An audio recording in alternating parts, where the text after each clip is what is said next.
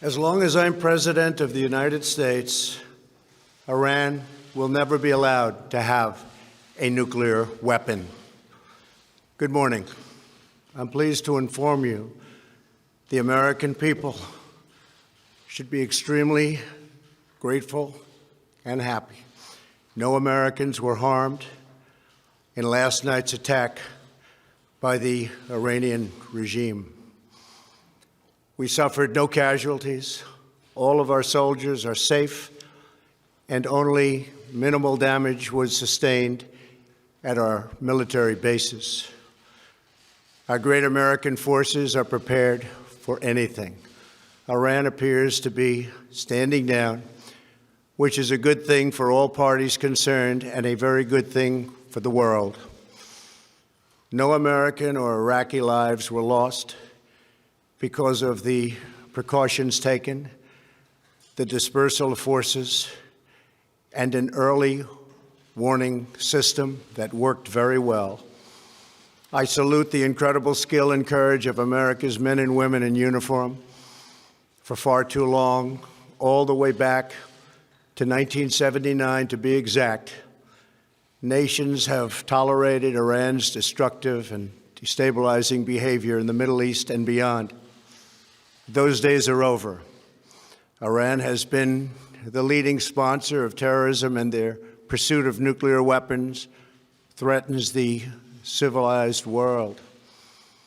We will never let that happen. Last week, we took decisive action to stop a ruthless terrorist from threatening American lives. At my direction, the United States military eliminated the world's top terrorist, Qasem Soleimani. As the head of the Quds Force, Soleimani was personally responsible for some of the absolutely worst atrocities. He trained terrorist armies, including Hezbollah, launching terrorist strikes against civilian targets. He fueled bloody civil wars all across the region. He viciously wounded and murdered thousands of U.S. troops, including the planting of roadside bombs that maim and dismember their victims. Soleimani directed the recent attacks on U.S. personnel in Iraq that badly wounded 4 service members and killed 1 American, and he orchestrated the violent assault on the U.S. Embassy in Baghdad. In recent days, he was planning new attacks on American targets, but we stopped him. Soleimani's hands were drenched in both American and Iranian blood. He should have been terminated long ago. By removing Soleimani, we have sent a powerful message to terrorists. If you value your own life, you will not threaten the lives of our people. As we continue to evaluate options in response to Iranian aggression, the United States will immediately impose additional punishing economic sanctions on the Iranian regime. These powerful sanctions will remain until Iran changes its behavior.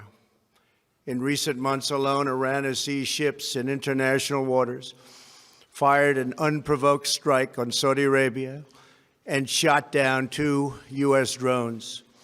Iran's hostilities substantially increased after the foolish Iran nuclear deal was signed in 2013, and they were given $150 billion, not to mention $1.8 billion in cash.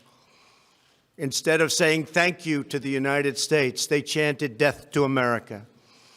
In fact, they chanted death to America the day the agreement was signed. Then Iran went on a terror spree, funded by the money from the deal, and created hell in Yemen, Syria, Lebanon, Afghanistan, and Iraq. The missiles fired last night at us and our allies were paid for with the funds made available by the last administration. The regime also greatly tightened the reins on their own country, even recently killing 1,500 people at the many protests that are taking place all throughout Iran. The very defective JCPOA expires shortly anyway and gives Iran a clear and quick path to nuclear breakout. Iran must abandon its nuclear ambitions and end its support for terrorism. The time has come for the United Kingdom, Germany, France, Russia, and China to recognize this reality. They must now break away from the remnants of the Iran deal, or JCPOA. And we must all work together toward making a deal with Iran that makes the world a safer and more peaceful place. We must also make a deal that allows Iran to thrive and prosper and take advantage of its enormous untapped potential. Iran can be a great country. Peace and stability cannot prevail in the Middle East as long as Iran continues to foment violence, unrest, hatred, and war. The civilized world must send a clear and unified message to the Iranian regime. Your campaign of terror, murder, mayhem will not be tolerated any longer. It will not be allowed to go forward. Today, I am going to ask NATO to become much more involved in the Middle East process. Over the last 3 years, under my leadership, our economy is stronger than ever before, and America has achieved energy independence. These historic accomplishments change our strategic priorities. These are accomplishments that nobody thought were possible. And options in the Middle East became available. We are now the #1 producer of oil and natural gas anywhere in the world. We are independent, and we do not need Middle East oil. The American military has been completely rebuilt under my administration at a cost of $2.5 trillion. U.S. armed forces are stronger than ever before. Our missiles are big, powerful, accurate, lethal, and fast.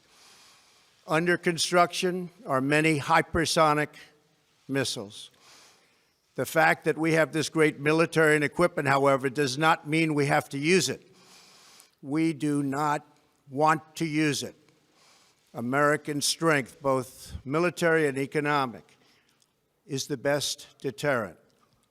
3 months ago, after destroying 100% of ISIS and its territorial caliphate, we killed the savage leader of ISIS, al-Baghdadi, who was responsible for so much death, including the mass beheadings of Christians, Muslims, and all who stood in his way. He was a monster. Al-Baghdadi was trying again to rebuild the ISIS caliphate and failed. Tens of thousands of ISIS fighters have been killed or captured during my administration. ISIS is a natural enemy of Iran. The destruction of ISIS is good for Iran, and we should work together on this and other shared priorities.